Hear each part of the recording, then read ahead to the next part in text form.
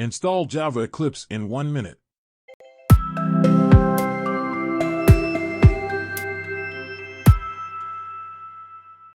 Go to Google and search for Java Eclipse. Click this Eclipse IDE for Java developers. Click on the download links. Then your download is started. After that, find the zip that you have downloaded. Then extract it. After you extract it, open it and find eclipse.exe file. Double-click on it. This window will appear.